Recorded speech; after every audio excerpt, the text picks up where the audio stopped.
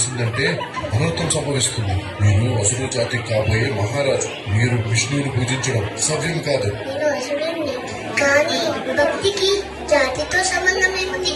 భక్తి అనేది మనసుకి సంబంధించింది. పదండి, మీ తండ్రి గారు వెంటనే తీసుకుని రమ్మన్నారు.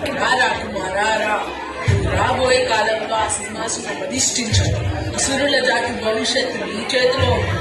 రాజు కర్తవ్యం ఎలా ఉండాలో నోటంట చెప్తే వినాలను చెప్పురా కుమారా, చెప్పు. తండ్రి గారు, రాజు కర్తవ్యం ఏంటంటే అతడు భగవంతుడి పట్ల తమ ప్రజల్లో భక్తిని నింపాలి. ఆ భగవంతుడే శ్రీ మహావిష్ణువు. ఆయనే ఈ సృష్టికి తండ్రి. ఆపు నీ విష్ణు సూక్తి.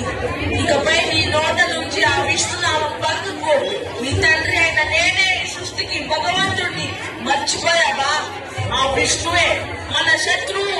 నన్ను క్షమించండి తండ్రి, నేను భగవాన్ విష్ణుని ఎప్పటికీ నా శత్రువులు స్వీకరించలేను. దయచేసి మీరు భగవాన్ విష్ణువు పట్ల ఉన్న శత్రుత్వాన్ని వదులుకోండి. మీరైన శరణం వేడుకోండి. తిరిగి మన విష్ణుని నేను శరణం వేడుకోవాలా?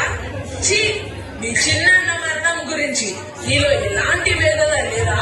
చిన్నాన్న గారిని సంహరించి వరస్వామి ఎలాంటి తప్పు చేయలేదు. చిన్నాన్న గారే క్షమించురా తప్పు చేశారు. ఓరి ద్రోహి, ఆ విష్ణునామం పలికిన నీ జీవితం ఇంకా బ్రతకకూడదు. నేను